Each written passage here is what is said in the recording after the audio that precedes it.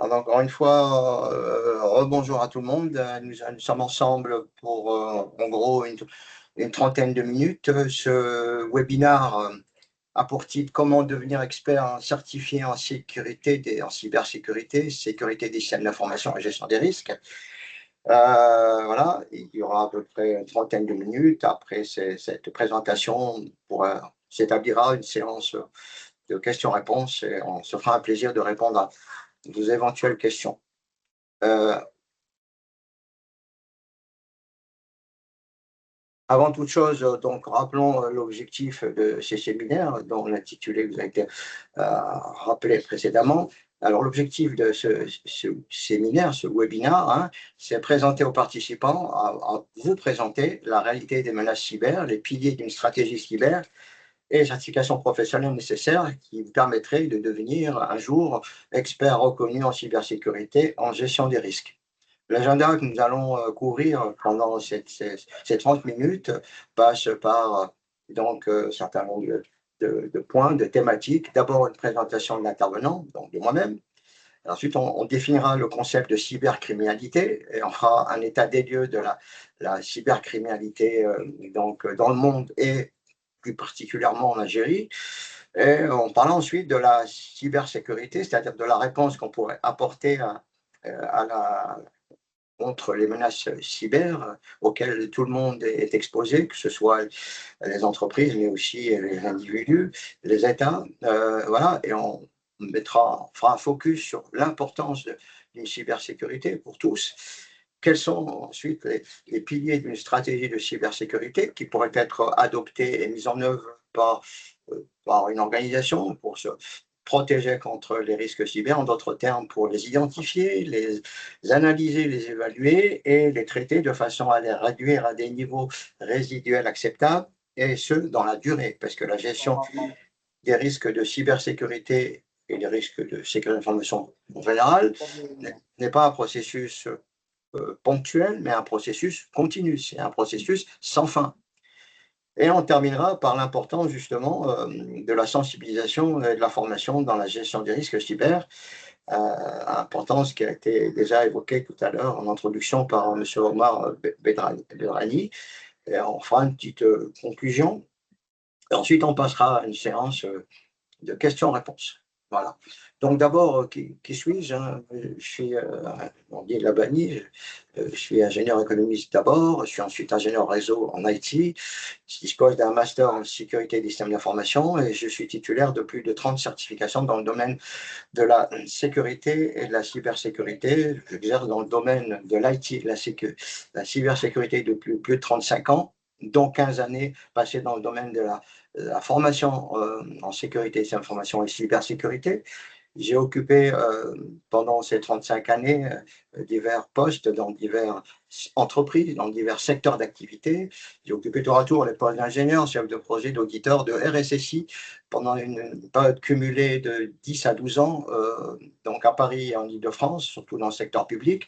Et en parallèle, je donnais pendant toute cette activité professionnelle des formations par intermittence dans le domaine de la cybersécurité, des formations certifiantes, à raison en gros d'une semaine par mois. Et puis il y a une quinzaine d'années, j'ai décidé de faire de mon activité secondaire de formateur en cybersécurité, d'en faire mon activité principale.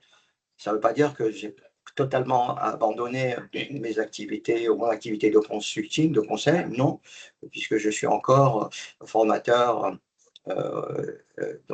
enfin auditeur, pardon, auditeur tierce partie, auditeur de système management de la sécurité des systèmes d'information pour plusieurs, on les appelle comme ça, certification bodies, c'est des organismes de certification internationale qui ont pignon sur rue au niveau international. Et, pour cette activité de formation de formateur en cybersécurité, en plus de mes trentaine, quarantaine de certifications dans le domaine, dans divers domaines de la sécurité, de la cybersécurité. J'ai le statut de formateur agréé pour plusieurs organismes internationaux, dont ISC2, LSTI, TRECERT, MAL2, Club EBIOS, dont je suis membre et également formateur sur la méthodologie d'analyse de risque EBIOS et je manager. Je suis aussi membre du club ISO 27001 et en dehors de cette activité de formateur pour le monde professionnel, j'ai une activité d'enseignant au niveau universitaire, puisque je suis formateur, enfin enseignant formateur au CNAM, Conseil national, Conservatoire national des arts et des métiers, donc dans le domaine cyber, et j'interviens de temps à autre au niveau des masters en cybersécurité de l'INSA Lyon. Voilà, et cela dit, toujours dans le domaine de la formation, j'ai fondé en 2005 la société NL Consulting basée toujours à Paris. Voilà, et j'interviens donc dans le domaine de la formation du consulting en France, en Europe, mais aussi un peu partout en Afrique, soit à distance, soit en présentiel, en Afrique, surtout Tunisie, Côte d'Ivoire, bon, je ne parle pas de l'Algérie, je reviendrai tout à l'heure, Togo, Cameroun, Sénégal, voilà, et mes cibles, les cibles donc, dans le domaine de la formation sont les administrations, les organisations publiques et privées. Enfin, je suis l'auteur d'un ouvrage qui est disponible à Alger dans les OPU, dans les offices publics, voilà, publications universitaires d'Alger, d'Oran et de Constantine, intitulé CICSP ou comment devenir RSSI, disponible depuis 2023. J'ai également, il y a très très longtemps à Alger, cofondé et dirigé une société, ça a été la première dans le domaine de la formation en cybersécurité, qui était agréée à l'époque par l'État en Algérie, et donc j'ai dirigé cette société de formation en cybersécurité de 2010 à 2020. Cette société s'appelait à l'époque Secursert et était basée à Alger. Voilà. En outre, et je terminerai sur ça, j'ai occupé en Algérie plusieurs postes dans le domaine de l'IT, notamment plusieurs postes au sein de l'ex-commissariat national informatique, devenu plus tard l'entreprise donc l'ENSI, l'entreprise nationale de système d'information. J'ai occupé donc plusieurs postes dans cette entreprise, dans ce commissariat d'abord, puis dans cette entreprise ENSI, de 1980 à 1990. Je suis sorti en 1990 avec le poste de directeur de la planification du système d'information. Enfin, j'ai été membre du conseil d'administration de la SNTV, Société nationale de transport de voyageurs, de 89 à 90. Je crois que cette société existe toujours, cette société publique. Voilà, revenons à ce qui nous concerne directement après cette longue présentation de mon identité. Voilà. Donc, la cybersécurité, c'est quoi? La cybersécurité, on dit que c'est l'ensemble des délits, crimes numériques commis via Internet. Et ces délits, comme vous savez, ne cessent de croître. Les cyberattaques, c'est comme ça qu'on les qualifie, se multiplient et les mesures techniques préventives, dissuasives, détectives que l'on met en place sont souvent en décalage par rapport à la réalité des menaces cyber, parce que ces cyberattaques ciblent directement les informations des individus que nous sommes, mais également les informations et les processus critiques qui constituent le cœur de métier des organisations de tout type et de toute taille. Quel est maintenant le paysage de la cybercriminalité dans le monde? Quelle est la réalité d'aujourd'hui voilà, dans le monde? Et ensuite, on parlera un peu du contexte qui nous concerne tout particulièrement, le contexte algérien. Alors, quelques chiffres qui permettent de comprendre l'ampleur de ce phénomène de cybercriminalité dans le monde. Alors, ces cyberattaques sont de plus en plus fréquentes, comme vous savez, ciblées et complexes. C'est un phénomène dont l'ampleur ne cesse de croître. Dans le monde, la cybercriminalité a augmenté, a cru en moyenne de plus de 22% chaque année, ou croît en moyenne de plus de 22% chaque année. Et certaines zones géographiques sont plus particulièrement ciblées que d'autres. L'Amérique du Nord notamment, l'Amérique latine, l'Europe ont connu donc c'est une grande croissance en termes de cyberattaques, mais d'autres pays, voilà, enfin, parmi ceux-là, certains pays, dans ces zones-là, certains pays sont plus attaqués que d'autres, notamment les US, Royaume-Uni. Allez savoir pourquoi. Voilà. Et donc le secteur le plus attaqué a été le secteur de l'éducation et de la recherche, suivi par les secteurs gouvernementaux et militaires et la santé. Et 40% des organisations ont subi une attaque, ont eu des connaissances métiers, à la fois financières et opérationnelles, plutôt graves. Voilà. Et 80% des organisations ont déjà été attaquées, donc ne se sont pas aperçues des attaques dont elles ont été l'objet pendant une période plus ou moins longue. Alors imaginez ce que peuvent faire les attaquants qui ont réussi à s'introduire dans votre système d'information et rester cachés. Voilà, imaginez les dégâts qu'ils peuvent faire. 70% des organisations, par ailleurs, n'ont pas de capacité interne à réagir, à résoudre des incidents de sécurité quand ils se produisent, des cyberattaques. Alors, ces quelques chiffres voilà, dévoilent une réalité inquiétante qui est que toute organisation subira tôt ou tard une cyberattaque. Le tout n'est pas de savoir si la cyberattaque va se produire, le tout est de savoir quand est-ce qu'elle va se produire et d'être prêt à y réagir. Savoir que le risque zéro n'existe pas. Et il est presque impossible de se prémunir contre toutes les différentes cyberattaques.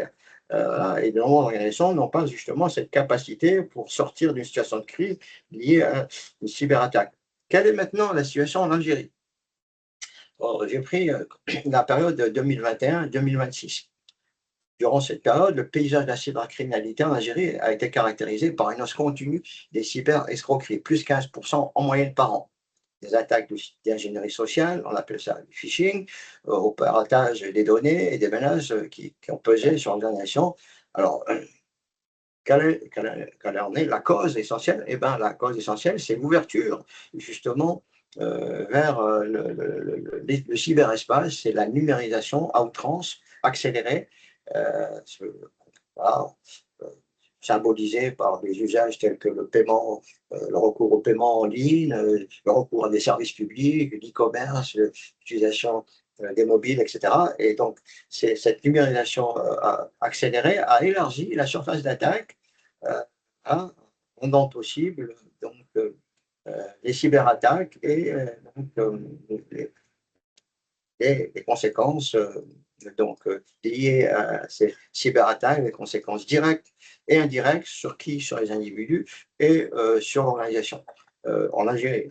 Et en parallèle, il y a eu en Algérie une reconnaissance plus politique du risque cyber, voilà, à travers donc une réponse publique qui a été apportée progressivement, qui s'est structurée, notamment, vous le savez, à travers l'adoption de la stratégie nationale sécurité système d'information 2025-2029 et le renforcement du cadre organisationnel de cybersécurité du secteur public en 2026.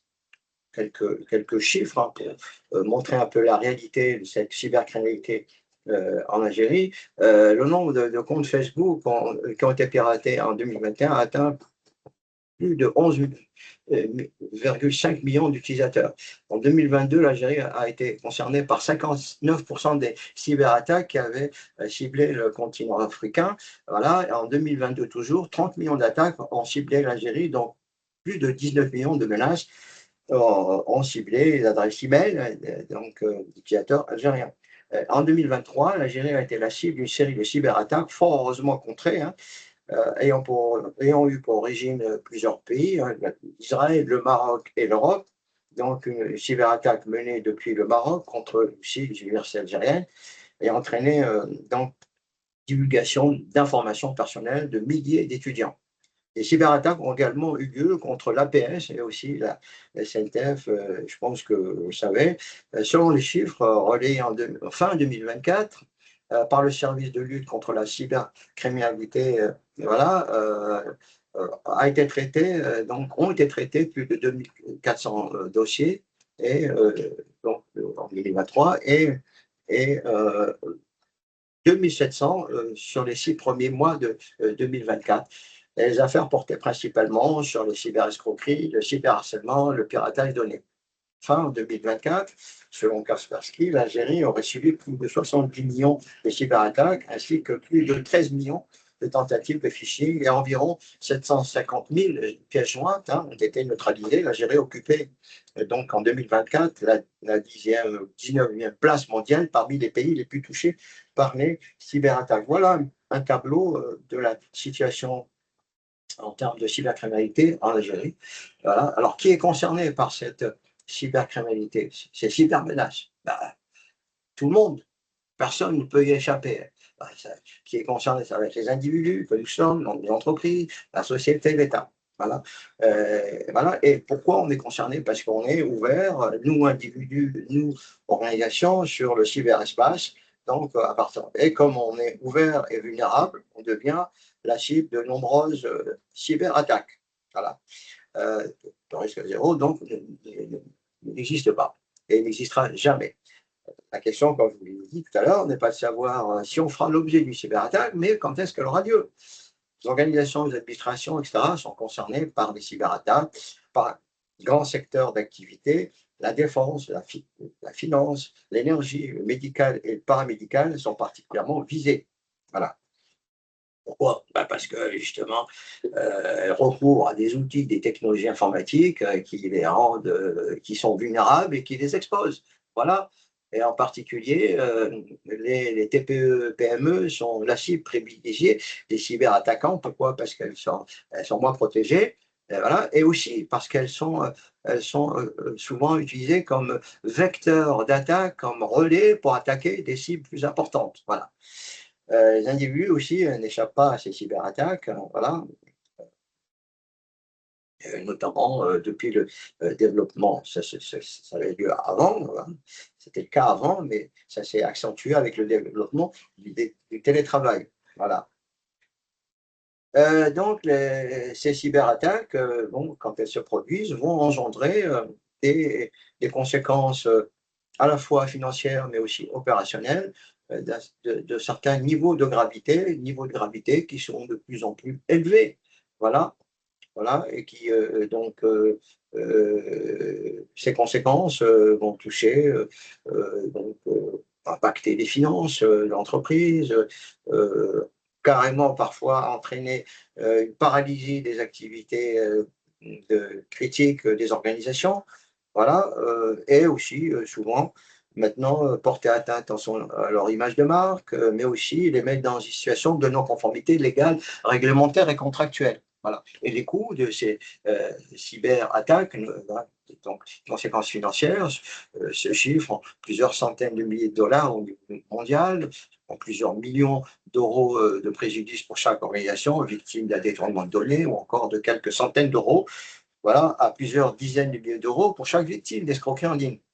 Voilà. Mais en plus de ces impacts financiers, il y a aussi des impacts opérationnels fréquents, voilà, que subissent les organisations ayant été ciblées par des cyberattaques. Alors, les sources de ces cyberattaques, qui sont les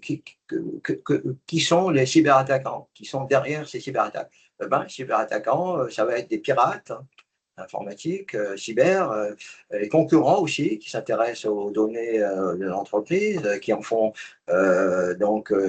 qui font qui constituent leur avantage, disons, un avantage stratégique par rapport à leurs concurrents, mais aussi les données à caractère personnel des personnes physiques qui leur confient leurs données, voilà.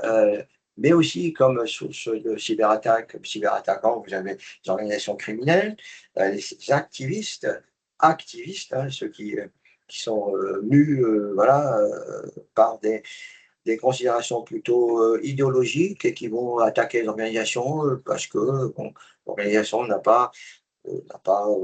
est dans un secteur d'activité, par exemple, voilà, qui engendre des conséquences sur l'environnement, ou alors qui a pris des décisions contraires à leurs propres convictions. Et donc, de ce fait, on les attaquer pour un peu les sanctionner, mais aussi les États, qui sont aussi des sources de cyberattaques. Mais aussi, il ne faut pas les ignorer, les ex-employés, les ex-salariés, qui peuvent justement se retourner contre leur entreprise une fois dehors, donc, et essayer de se venger. Si évidemment ils en ont la possibilité, et ils en auront la possibilité, ben, si les organisations ne déploient pas, n'activent pas avant tout départ d'un salarié, d'un employé, un processus qu'on appelle de off-boarding, de déprovisioning, qui se traduit par la désactivation des comptes du compte ou du compte, des comptes ou du compte de cet utilisateur qui quitte, de ses droits, etc. Voilà. Et donc, si ce n'est pas le cas, effectivement, un ex-utilisateur qui se retrouvait dehors pourrait utiliser ses ex-droits, privilèges pour donc se venger. Voilà. Et les sources de cybercrime sont de plus en plus le fait de réseaux organisés, pour finir sur cette partie-là, et structurés au niveau international. Les motivations, les buts de ces cyberattaquants, bah, ils sont divers et variés. Voilà, il y a un peu de tout. Voilà. Il y a le gain, évidemment. Il y a aussi porter atteinte à la réputation de leur cible. Il y a aussi créer une indisponibilité opérationnelle. Et donc, on a vu qu'ils pouvaient être avoir des motifs idéologiques, financiers, espionnage aussi, etc., etc., etc. Alors, les cyberattaques, donc, comme vous le savez, sont de plus en plus fréquentes, et elles prennent des formes de plus en plus diverses, allant donc l'usurpation d'identité, à la fraude au président, passant par le phishing appelé hameçonnage, etc., etc. Et les attaques les plus élaborées vont jusqu'à détruire ou rendre inopérant, donc indisponible, l'outil de production des organisations, c'est-à-dire leur processus métier critique. Voilà, et ces cyberattaques, bah, elles deviennent de plus en plus, d'année en année, de plus en plus sophistiquées, de plus en plus complexes, et donc elles deviennent de plus en plus difficiles à contrer, voilà, par des mesures classiques. Mais et il faut le savoir, et donc, il faut savoir que ces cyberattaques ne peuvent se produire que si elles arrivent à se euh, trouver là où les opportunités de s'exprimer. C'est-à-dire que si les cyberattaquants qui sont derrière ces cyberattaques arrivent à trouver vos failles, vos vulnérabilités, et de trouver ensuite ou les moyens de les exploiter, pour justement passer à conduire leur cyberattaque selon un certain mode opératoire, satisfaire leurs objectifs et vous impacter à des niveaux, avec des niveaux de conséquences généralement maintenant assez élevés. Voilà. Donc, il peut y avoir des cyberattaques s'il y a possibilité pour le cyberattaquant de trouver des opportunités pour passer à l'attaque, pour vous attaquer. Donc ça, un point important. Voilà. Et donc, il faut aussi savoir que de nos jours, les cyberattaques peuvent être conduites selon des modes opératoires ou qu'on appelle des chemins d'attaque, qui empruntent des chemins d'attaque directs ou des chemins d'attaque indirects, c'est-à-dire des chemins d'attaque qui vont passer par vos fournisseurs, vos clients, vos partenaires à qui vous avez donné accès à votre système d'information, et qui sont vulnérables, et donc de ce fait-là peuvent et justement servir donc être utilisés comme vecteur d'attaque pour vous attaquer. Voilà. Donc, en fait, ces cyberattaques, on les appelle indirectes. C'est ce qu'on appelle les cyberattaques via la supply chain, qui sont de plus en plus importantes maintenant et fréquentes. Voilà. C'est un mode d'attaque assez fréquent maintenant de nos jours, justement, du fait d'une ouverture des organisations vers leur écosystème. Voilà. Voilà. Et l'email est le vecteur, évidemment, principal des cyberattaques. Voilà. Mais aussi la faible sécurisation des données qui entraîne des fuites massives. En résumé, les trois grandes catégories de cyberattaques peuvent être distinguées. D'abord, les attaques diffuses, qui citent tout le monde. Les attaquants vont arroser tout le monde, voilà, à l'aveugle, en espérant que certains vont tomber dans le piège. Voilà, ils vont le faire comment? Via des modes opératoires basés sur l'envoi de virus, par des mails, en pièce jointe, par des attaques en phishing, par l'envoi de spam, l'attaque en ransomware. Ces attaques sont généralement facilement détectables et on peut être contrées facilement par les mécanismes de sécurité classiques qu'on met en place pour sécuriser le système d'information. La deuxième catégorie d'attaques s'appelle les attaques opportunistes, qui sont d'un niveau technique plus élevé, voilà, et qui visent les organismes les moins sécurisés. Dans quel objectif? Dans un objectif de gain, de se faire un peu d'argent. Voilà, l'exemple, vol de données personnelles, vol de données de carte de crédit notamment. Et donc pour se protéger contre ces attaques opportunistes, la mise en place et le maintien des dispositifs de sécurité classiques permet en général donc d'éviter une grande partie de ces attaques.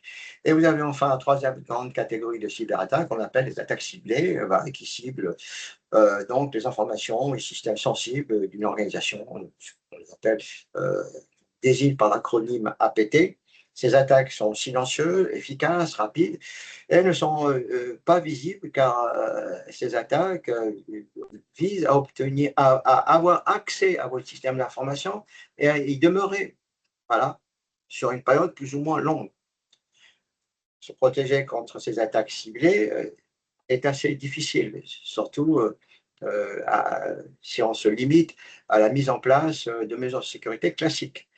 Il faut donc, on peut quand même réduire la probabilité d'être attaqué par des attaques ciblées en déployant des mesures de sécurité qui respectent ce principe bien connu de déploiement qu'on appelle défense en profondeur, qui va consister à superposer plusieurs couches, plusieurs lignes de protection, regroupant chacune un certain nombre de mesures de sécurité, de façon à rendre la tâche la plus difficile possible à l'attaquant, c'est-à-dire à réduire la probabilité de succès des cyberattaquants qui ciblent vos intérêts.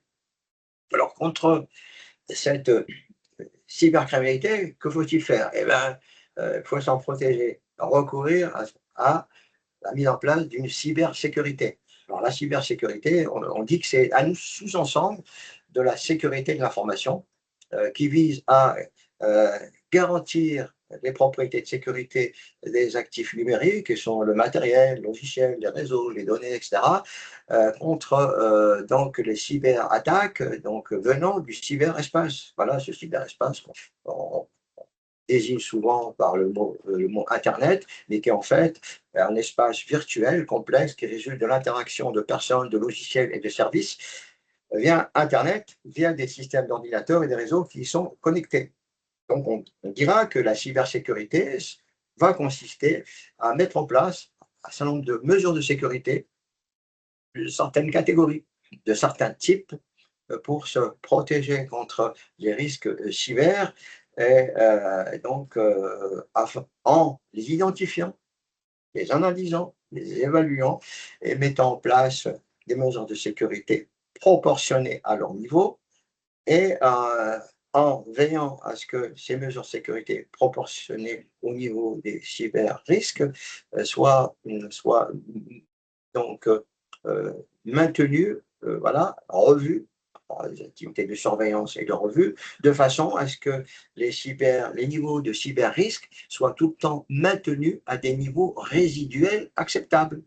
Donc, la gestion de la cybersécurité, la gestion de la sécurité de l'information en général n'est pas un processus ponctuel, mais c'est continu, c'est sans fin. Parce que les cyberattaquants ne chôment pas, ne dorment pas. La cybercriminalité est une activité récurrente. C'est du 24 heures sur 24, 7 jours sur 7.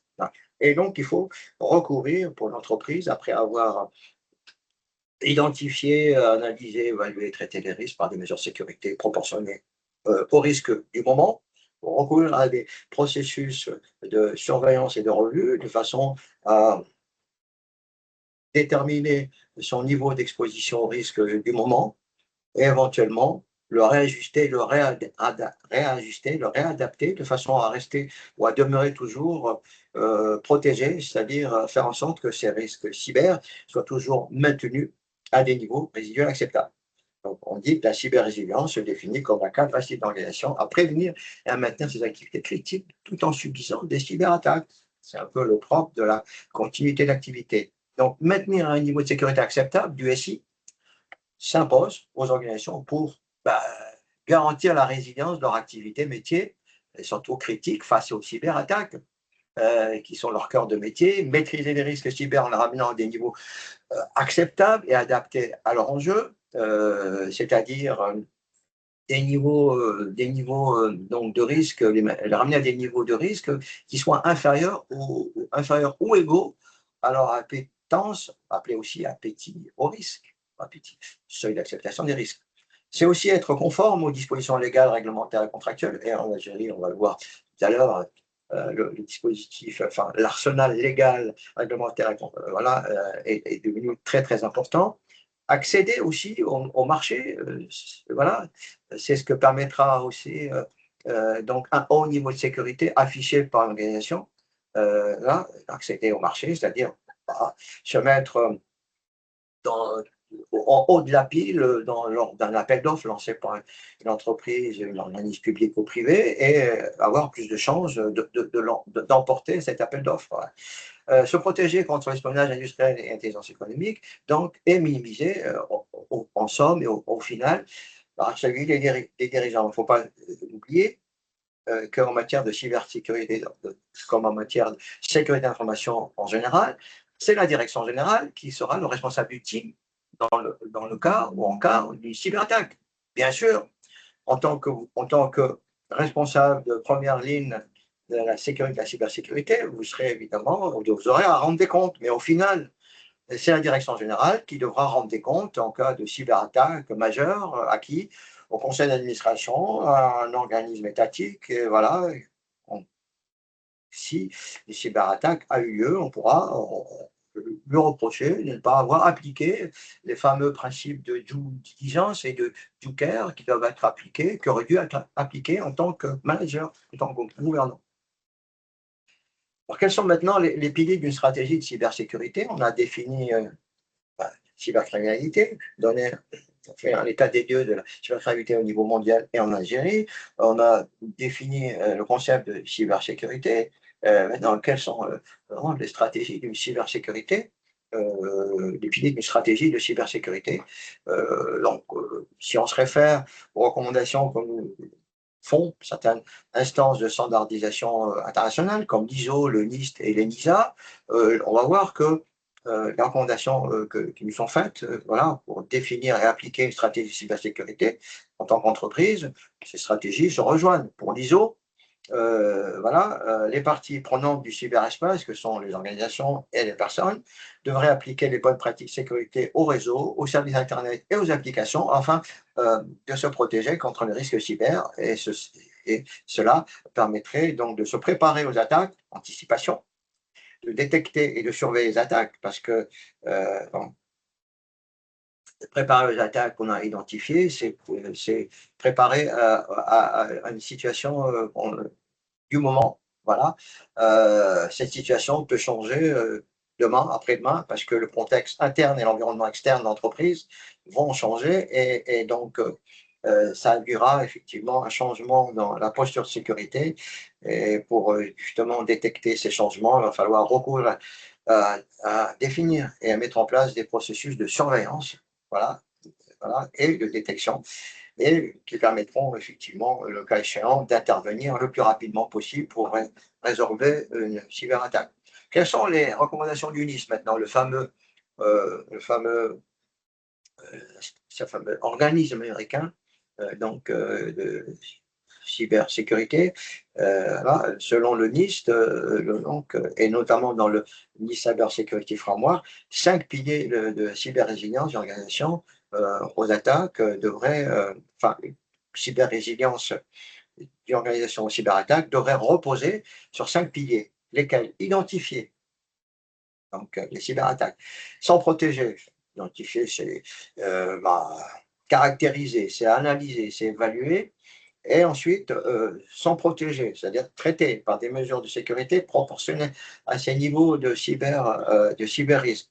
Et ensuite détecter éventuellement ces cyber attaques quand elles se produisent et réagir le plus rapidement possible pour minimiser les impacts. Et ensuite, de cette réaction interviendra la récupération, la restauration des actifs impactés dans leur état d'origine. C'est-à-dire le retour permettra le retour à des situations normales. Voilà.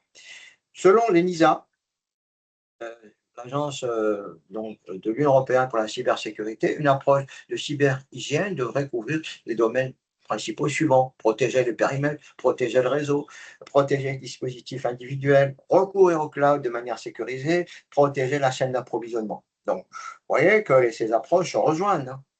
Voilà, ces approches recommandées par donc ces trois instances donc d'organisation, deux au niveau international et une autre au niveau européen.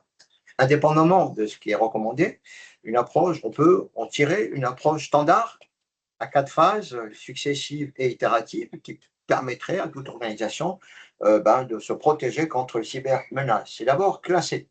Classer, c'est identifier les actifs qui ont plus de valeur pour une organisation.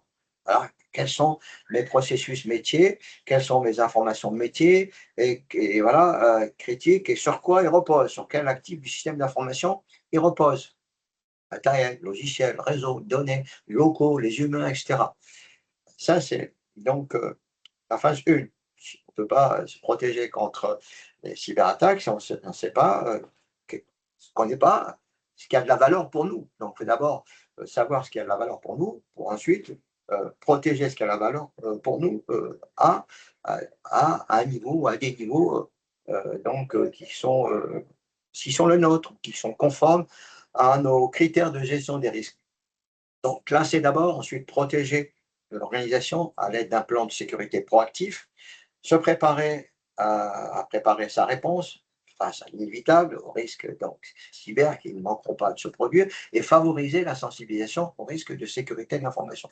Voilà une approche classique à 4 phases que n'importe quelle entreprise pourrait adopter pour se protéger contre les cyber-risques. Maintenant, si ces cyber-attaques, cyber-risques dégénèrent et deviennent des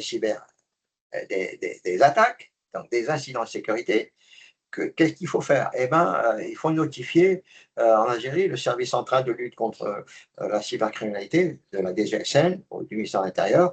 Ensuite, qualifier la cyberattaque en termes d'impact direct, indirect, financier et opérationnel. Prendre des mesures de confinement pour éviter l'aggravation de ces impacts. Rechercher là où les causes racines, et comprendre le mode opératoire de l'attaquant, et ensuite identifier et apporter la réponse à la cyberattaque en mettant en œuvre ensuite les mesures de sécurité préventives et correctives qui permettront de faire revenir les actifs impactés, matériel, logiciel, réseau, etc., data, à des niveaux normaux, voilà, et ensuite tirer les leçons de ce qui s'est passé, notamment de la façon dont on a géré l'incident cyber, voilà. Quelques mots sur la situation légale et réglementaire en Algérie, l'arsenal légal et réglementaire en Algérie. Il faut se rappeler que chaque État a le devoir de protéger ses infrastructures critiques et d'aider l'entreprise et l'individu en général à mieux se protéger contre les cyberattaques en renforçant ses niveaux d'engagement dans le domaine de la cybersécurité sur 5 axes. Mesures légales, mesures organisationnelles, des mesures techniques, des mesures de développement de la capacité, compétences, la ressources humaines, écosystème, et mesures de coopération. Selon la 4e édition du GCI, Global Cyber Security Index, de l'ITU, c'est-à-dire l'Union internationale des télécommunications, publié en 2021 et qui portait sur 194 pays, l'Algérie était classée au 104e rang sur 182, avec un score global de 33,95 sur 100. Ça, c'est au niveau mondial. Et au niveau des pays arabes, l'Algérie se situait au 12e rang sur 22 pays arabes. Et donc, à cette époque-là, en 2021, il a été conclu, décidé que l'Algérie devait travailler sur tous les domaines et notamment sur l'amélioration de sa capacité organisationnelle, technique et la coopération en matière de cybersécurité, qui étaient parmi les 5 domaines, les domaines où donc l'Algérie n'était pas très bonne. Depuis, quand même la situation, et donc grâce à la prise de conscience au niveau public du cyberrisque, la situation s'est améliorée en Algérie. Pour la 5e édition du GCI, l'Algérie a vu ses scores améliorer dans les domaines légal, organisationnel et technique grâce à des mesures gouvernementales prises durant les dernières années à travers notamment la publication du RNSI, vous savez, le référentiel national sur l'information qui a été publié en 2020, que vous connaissez, la mise en place des entités gouvernementales qui veillent sur la protection du cyberespace, le lancement de l'élaboration d'une stratégie nationale de cybersécurité, la loi sur la protection de la vie privée et le renforcement des capacités en cybersécurité. De ce fait, le score global GCI de l'Algérie est donc maintenant est passé à 65,87 sur 100, voilà, situant maintenant l'Algérie au 89e rang mondial sur 172, voilà, soit au 10e rang parmi les 22 pays arabes en termes de maturité cyber. Donc, il y a eu un léger mieux, un réel mieux. Donc, l'Algérie maintenant, et au niveau en termes cyber, se situe au niveau de maturité intermédiaire. Voilà, voilà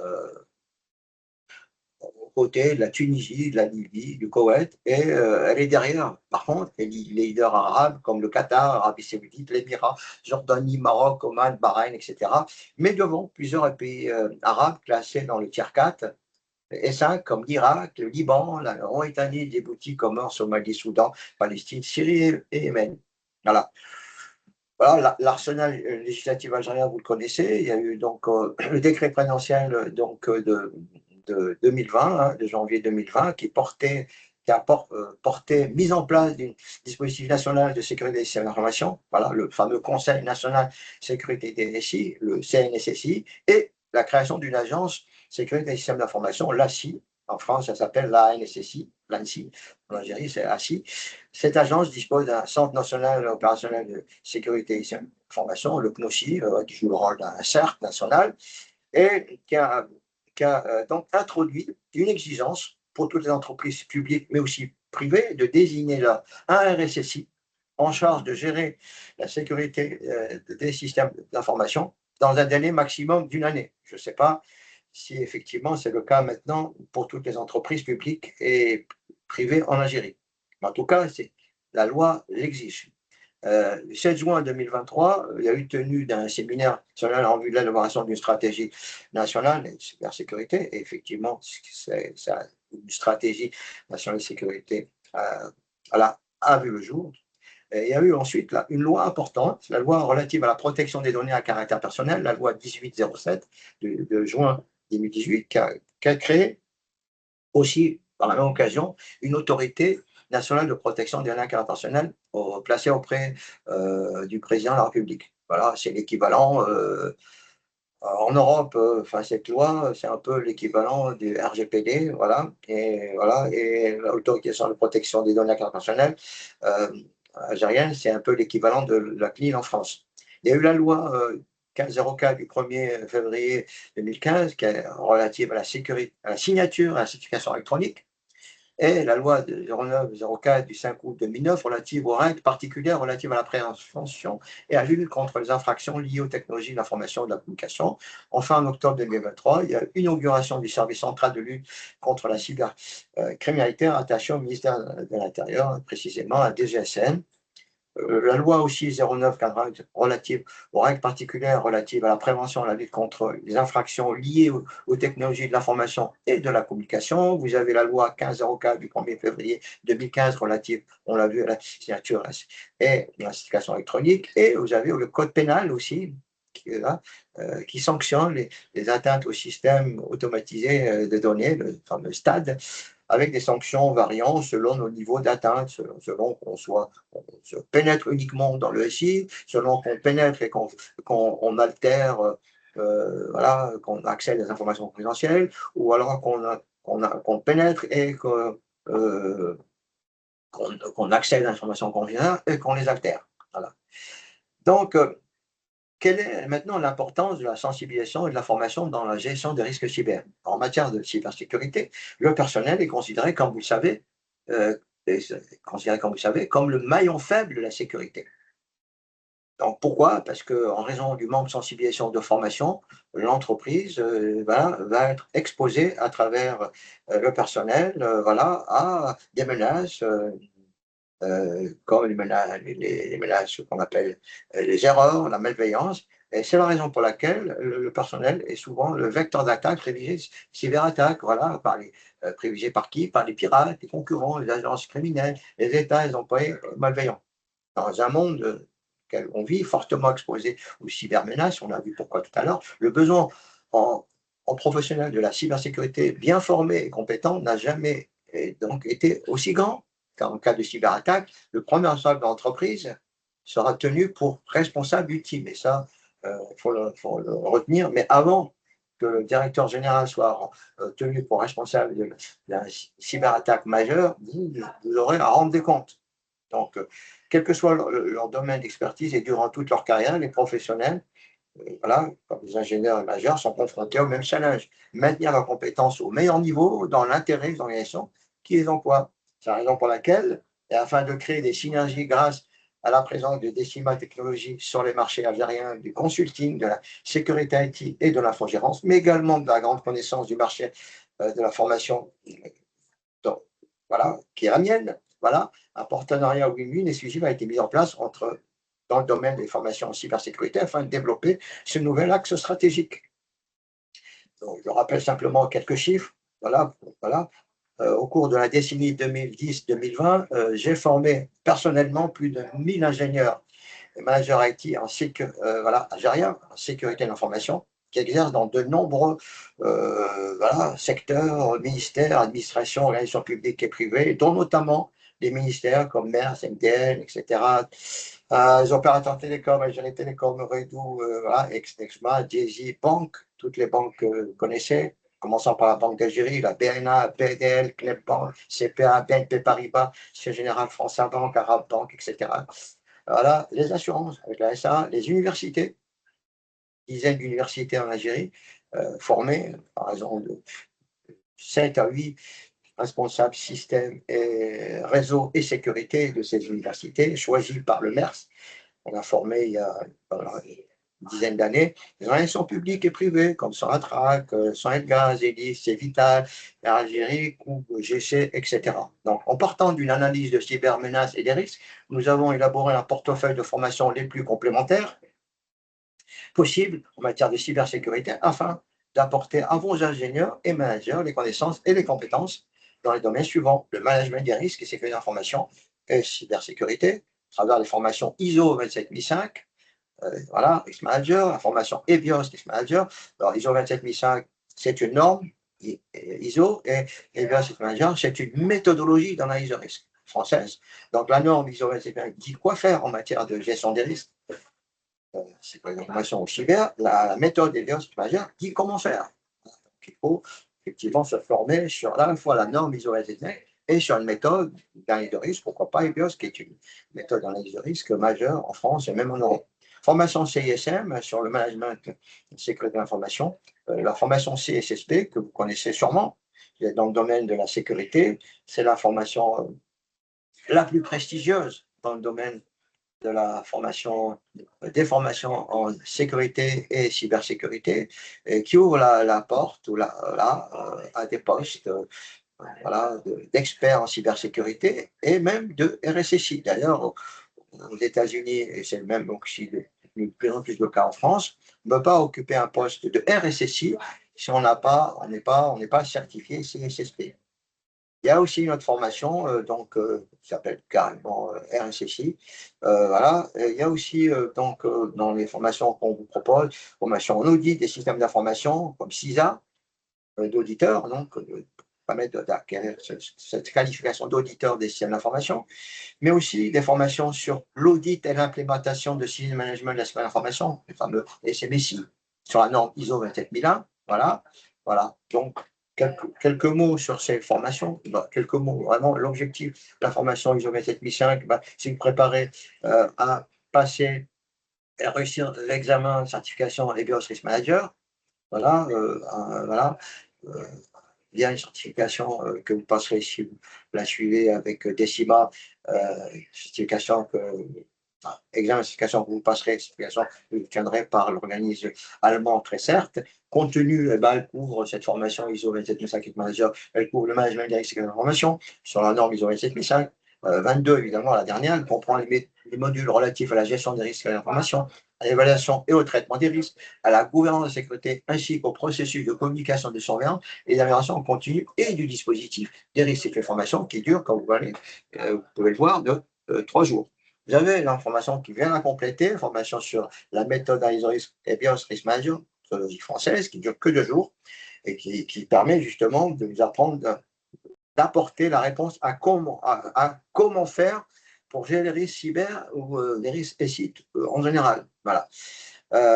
Et donc, cette formation EBOS Risk Manager dure 2 jours et elle vous permettra, si vous décidez de tenter la certification, d'obtenir une certification qui est délivrée par le NSDI, organisme français agréé par l'État français, mais au niveau évidemment international, par l'IAB, notamment l'IPC. Compte tenu de cette formation consacrée à la mise en œuvre opérationnelle de l'analyse de risque à travers la méthode EBOS Manager, elle intègre les modules portant sur le cadrage et le socle sécurité, l'identification des sources de risque, l'élaboration des scénarios stratégiques opérationnels, ainsi que sur le traitement des risques au moyen d'études de cas et de mise en situation. Formation CSSP, on en a parlé, 5 jours, le must. Hein. Formation RSSI aussi, je vous en ai parlé, pour faire court. CISM, formation sur le management des risques et l'information plutôt généraliste, qui dure que 4 jours, et qui vous permettra d'obtenir la qualification de CISM, Certified Information Security Manager, voilà, certification délivrée par l'ISACA. Voilà, le contenu de cette formation CSM, c'est donc vous permettre de maîtriser les principes de gouvernance, pilotage avec l'information, voilà, qui constituent un prérequis nécessaire ou indispensable pour celle en charge les managers IT, responsables des risques, la certification ISM. Elle répond précisément à ces enjeux en apportant une vision structurée, orientée de management et prise de décision a été conçue comme une formation généraliste complète permettant de couvrir l'ensemble des 4 grands domaines du référentiel CSM. Et vous avez la formation CISA, qui est la formation d'auditeur généraliste de sécurité et système d'information, voilà, qui vous permettra d'être certifié éventuellement, si vous tentez cette certification, d'être certifié CISA. Voilà, elle porte rapport aux professionnels d'audit et des risques, voilà, RSSI, auditeur interne, etc., ou externe, à un niveau de qualification pour identifier et évaluer les risques liés aux environnements numériques des organisations généralement appelées risques IT, et pas uniquement sur le plan technique, mais également sur les dimensions organisation et processus ou encore outils. Voilà. Et vous avez d'autres formations qui portent plus particulièrement sur la norme ISO 27001, le fameux système de management qui définit les exigences d'un système de management de sécurité d'information, SMSI. Donc, formation qui vous permet d'avoir les connaissances et les compétences pour accompagner votre entreprise à implémenter un SMSI sur un périmètre d'activité donné ou accompagner un client. Vous faites du consulting. Voilà. Si c'est le cas, vous pourrez donc suivre cette formation, passer la certification et certifier lead implémenteur ISO 27001 par très certain organisme allemand. Voilà. Maintenant, vous pouvez également, si vous intéresse, après la formation lead implémenteur, suivre et passer la certification lead auditor. Donc là, c'est une formation qui vous permettra d'acquérir les connaissances et compétences qui vous permettront d'auditer un SMSI ISO 27001 qui aurait déjà été implémenté, de faire un audit interne, soit pour le compte de votre entreprise ou le compte d'un client. Ça ne vous permettra pas d'avoir le statut d'auditeur tierce partie, hein, comme le statut que j'ai moi. Voilà. Mais vous aurez la possibilité d'auditer, de faire des audits internes ISO 27001 et pourquoi pas un jour d'avoir ce statut, cette qualification d'auditeur tierce partie de système management de sécurité de l'information et faire dispenser, enfin offrir vos services d'auditeur de tierce partie de système management. Voilà.